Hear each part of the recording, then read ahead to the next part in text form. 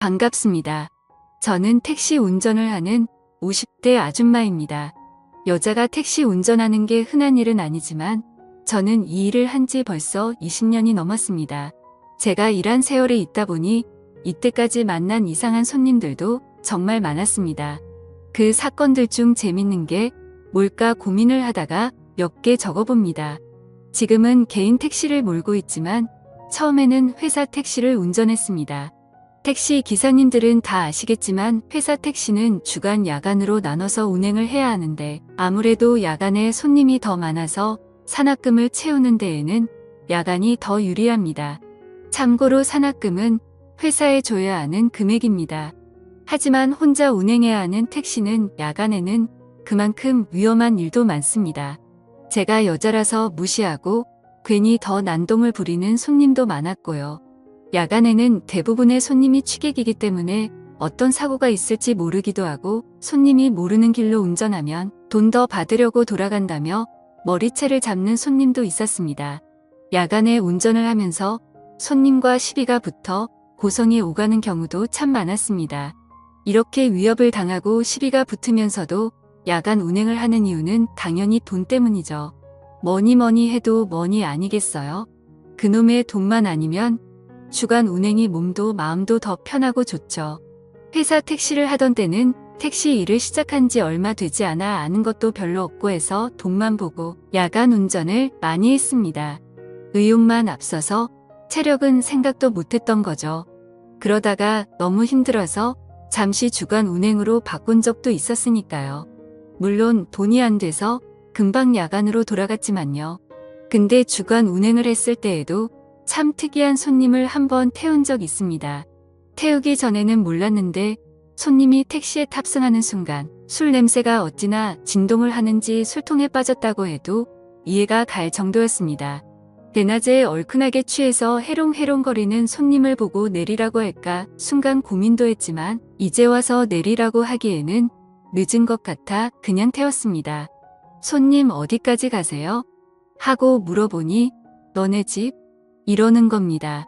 어찌나 어이가 없던지 다시 손님 어디까지 가세요? 손님 집이 어디신데요? 하고 부르니 버럭 소리를 지르며 내 집도 모르는데 택시 운전으로 돈 벌어먹고 산다며 난동을 부리는 겁니다. 사람이 너무 어이가 없으니 웃음이 나더군요. 저도 기분이 상해서 야 너 내려 하고 싶었지만 그래봤자 술 먹고 취한 사람에게는 말도 안 통할 게 뻔해서 그냥 꾹 참았습니다. 저보다 덩치도 큰 남자를 힘으로 끌어낼 수도 없었고요. 어쩔 수 없이 근처 지구대로 갔습니다.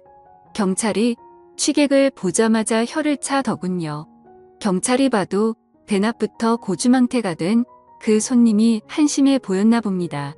경찰이 취객에게 내리라고 말하는데 이 양반이 경찰 말은 엄청 잘 듣는 겁니다.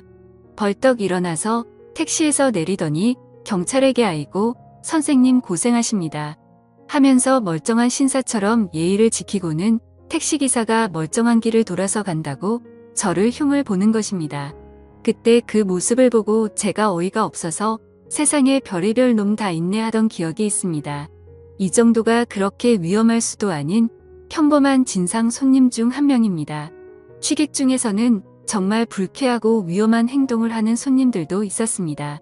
대부분의 취객들은 뒷자리에 거의 드러누워서 발로 운전석을 차며 여자가 집에서 밥이나 하지 괜히 밖에 나와서 택시 운전한다며 운전을 너무 못해서 거슬린다고 운전 똑바로 하라고 소리를 지르고 욕을 합니다.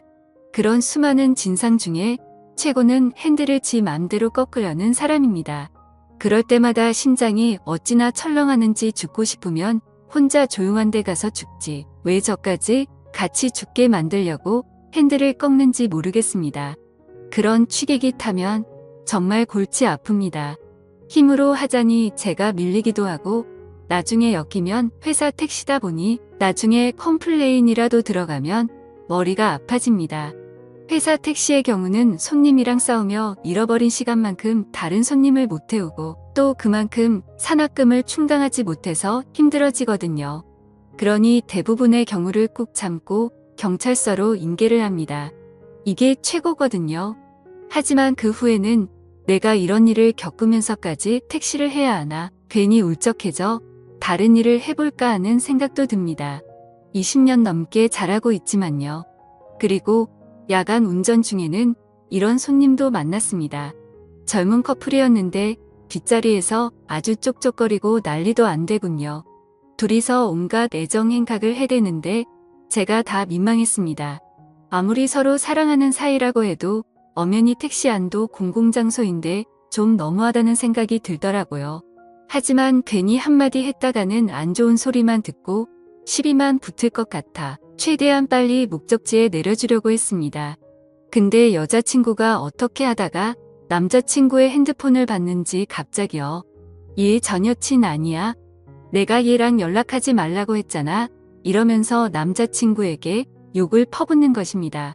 불과 1분 전만 해도 무인도에 떨어져도 오직 너만 있으면 된다는 식으로 내가 사랑하는 건 너뿐이야 라면서 서로 쪽쪽거리고 더 닿지 못해 안달이라는 식으로 굴었는데 그 통 메시지 하나로 분위기가 180도 바뀌었습니다.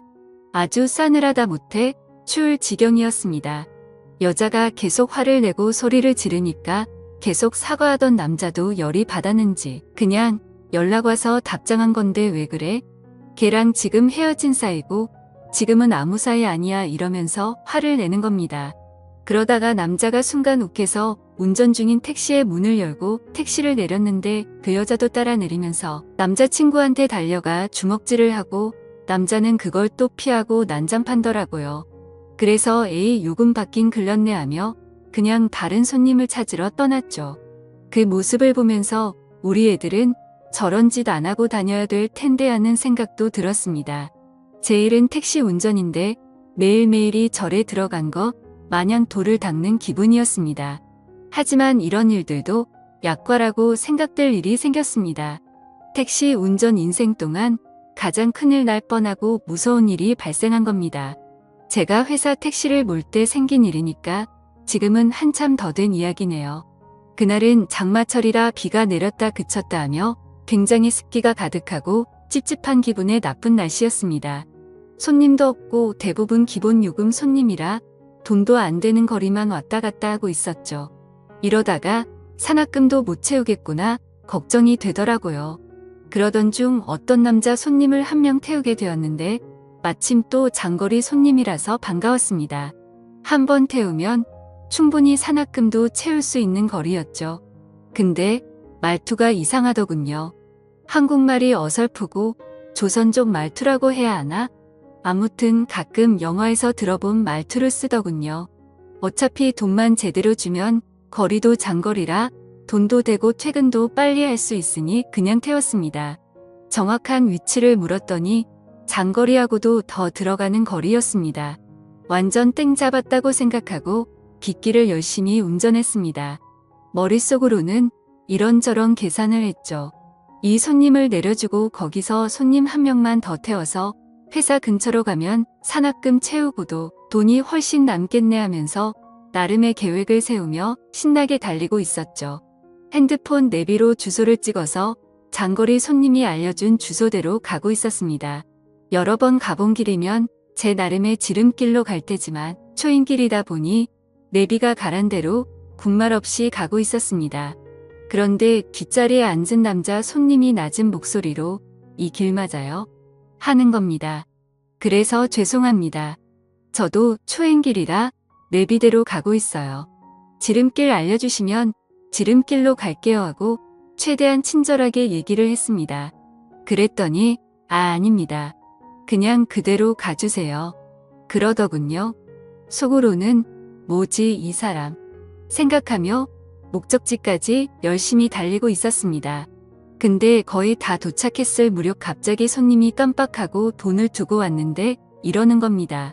저는 너무 놀라서 아니 여기까지 왔는데 돈이 없다고 하면 어떡하냐고 지금 밑에만 봐도 4만 원이 넘는다고 짜증을 좀 냈습니다. 그 남자는 카드를 주머니에 넣은 줄 알았는데 방금 확인하니까 없었다면서 지갑도 안 들고 왔다고 하는 겁니다. 여러 가지 생각이 스치더군요. 그냥 이 사람을 지구대에 넘겨버릴까? 아니면 재수 없었던 생각하고 돈 아까워도 그냥 여기서 내리라고 할까? 고민하던 중 그 손님이 제 난처한 표정을 보며 제 생각을 다 안다는 듯이 경찰서에는 넘기지 말라고 하더군요. 경찰서 가면 한국에 더 이상 있지 못한다면서 한 번만 봐달라며 충격적인 제안을 하나 하는 겁니다. 돈이 없으니 대신 물건을 주면 안 되냐고 물어보는 겁니다. 시대가 어느 때인데 물물 교환이라도 하려는 건가 싶어 일단 드러나 봤습니다. 기껏해야 반지나 목걸이려나? 좀 돈 되는 걸 주겠지 생각했습니다. 그랬더니 그 남자가 자기 신발을 벗으면서 이 신발이 비싼 건데 이걸 대신 드릴게요. 이러는 겁니다. 뭐 좋은 메이커 신발이라도 가지고 그러나 싶어서 신발을 자세히 보니 허름하고 구멍이 나서 다 낡아 떨어진 운동화를 보여주는 겁니다. 황당하고 어이가 없어서 제가 이상한 소리 계속하면 경찰서로 갈 거라고 돈이나 빨리 주시라고 했습니다. 그런데 버팅기면서 계속 신발이며 낡은 가방이며 이걸로 택시비를 대신하면 안 되겠냐고 하더군요. 말하는 투를 들어보니 처음부터 돈 낼 생각이 없었구나 느낌이 팍 오더군요. 그래서 핸들을 꺾어 차를 갓길에 대고 저기요. 제가 다른 길은 몰라도 이 근처 경찰서 위치는 다 알고 있거든요. 그냥 이참에 경찰서 가서 콩밥 좀 자시고 아저씨 원래 나라로 돌아가세요. 이렇게 말했습니다. 그랬더니 그 남자는 웃으면서 미안합니다. 내가 사람을 몰라봤네. 지금 친구한테 돈 가져오라고 할게요. 그러더니 어디론가 전화를 걸더니 저한테 주소를 불러주는 겁니다. 자기 아는 사람이 사는 데인데 거기로 가면 택시비 줄 거라면서 말이죠. 이미 미터기는 5만 원이 넘어가고 있었습니다. 곧 교대 기간도 다 와가서 불러준 주소까지 거리를 계산해 보니 좀 빠르게 가면 교대 시간까지 다녀오겠다 싶었습니다. 5만 원을 그냥 날리기엔 아깝기도 했고 그냥 빨리 다녀와야겠다 생각했습니다. 그 남자가 불러준 주소지로 내비를 찍고 달렸습니다. 솔직히 그때 수상하다는 걸 눈치챘어야 했는데 그놈의 돈이 뭔지 5만 원을 받을 수 있다는 생각에 수상하다는 생각도 못했습니다. 지금 생각해보면 너무 수상한 일인데 말이죠. 비는 계속 내렸다 그쳤다를 반복하고 주소지로 가는데 역 근처의 번화가 근처인 겁니다. 그래서 어디로 가야 되냐고 자세한 길 좀 알려달라고 물어보니 그 젊은 남자는 나이트클럽 쪽으로 안내하더군요. 거기는 아무리 봐도 사람이 사는 곳으론 안 보여서 아저씨 여기 나이트클럽 근처 맞아요? 하고 물어보니까 자기도 처음이라서 모른다는 겁니다. 그래도 일단 가면 친구가 나와서 돈 준다고 했으니까 그냥 계속 가라고 하더군요. 그런데 너무 불안해서 차를 멈추고 아저씨 친구분 전화번호 좀 주세요. 여기 차도 많고 길을 잘못 든 것 같아요. 이 길이 맞는지만 물어볼게요. 했습니다. 그 조선족 남자는 저를 훑어보더니 제 폰으로 전화하세요. 이러면서 폰을 건네주는 겁니다. 지금 생각해보면 제가 전화하면 제 핸드폰에 그 번호 기록이 남으니까 자기 폰을 준 것 같습니다. 저는 그때까지도 전혀 의심을 안 하고 있었기 때문에 그냥 그 남자의 휴대폰으로 전화를 걸고 상대가 받기만을 기다렸습니다. 그런데 상대가 전화를 받자마자 저를 휴대폰 주인으로 착각했는지 야 빨리 데려와. 묶어놓을 준비 다 해놨다 하는 겁니다. 그 말을 듣는 순간 이거 뭔가 이상하다 하는 생각이 들었습니다. 보통 같으면 택시비 얼마 정도 나왔는데 나던가 언제 도착해 내려가 있을게라고 하는 게 맞는데 묶어놓을 준비가 다 됐다고 말하는 건 왜일까라고 생각하는데 순간 인신매매가 생각나며 소름이 돋더군요. 그 무렵쯤에 중국인들이 인신매매를 하려고 사람을 납치해간다 뭐다 하는 소문이 돌기도 했고 여자 혼자 다니다가 납치를 당했다 하는 소문도 종종 돌았거든요. 둘 중에 어떤 거라도 큰일이구나 싶었습니다. 처음부터 나를 납치해서 데려가려고 했구나. 데려가서 무슨 일을 하려는 거지? 생각하다가 일단 티 내면 안 되겠다 싶어서 조용히 전화를 끊었습니다. 뒷좌석에서 남자가 왜 아무 말 안 하고 끊어요 하는 겁니다. 순간적으로 여기서 살아서 집에 가려면 정신 똑바로 차려야 한다고 생각이 들었습니다. 시끄러워서 전화가 잘 안 들리네요 하면서 대충 얼버무리고 나중에 다시 전화해본다고 하고 스트레칭하는 척하며 머리를 굴렸습니다. 이대로 목적지까지 갔다가는 큰일이 날 것 같은데 어떻게 하면 도망칠 수 있을까 생각했습니다. 그런데 사람이 극한의 긴장감을 갖게 되니까 머리 회전이 빨라지더군요. 갑자기 떠오른 생각에 택시 잔금 바꿔줄 현금이 없다고 잠깐 편의점에 들려서 돈 좀 바꿔온다고 했습니다. 그러자 그 남자는 알겠다고 해서 택시를 급히 근처 편의점에 세워서 편의점 안에서 경찰에 전화를 했습니다. 편의점 유리문 밖으로 택시를 쳐다보며 통화를 하며 이런 상황이니 도와달라고 말하며 통화가 5분 이상 길어지니 제 택시 뒷좌석에서 그 남자가 내리더니 도망을 치는 겁니다. 하염없이 멀어지는 그 남자를 쳐다보며 택시비는 받기 글렀구나 생각했지만 한편으로는 목숨을 건졌다는 안도감에 온몸에 힘이 쭉 빠지더군요. 그래서 경찰 분과의 통화는 상황이 마무리되었다고 끊고 저는 편의점에서 나와 택시를 타고 잠금 장치를 잠궈 문을 다 잠궈버렸습니다. 에어컨 빵빵한 차 안에서 저는 식은땀을 정말 비오듯이 흘렸습니다. 제가 만약 그 조선족 남자 말만 믿고 그대로 목적지까지 운전했다면, 그리고 돈 5만 원을 받겠다고 그 남자한테 돈을 달라고 했다면 어떤 일이 생겼을까요? 지금 생각해도 너무 무섭고 끔찍한 경험이었습니다.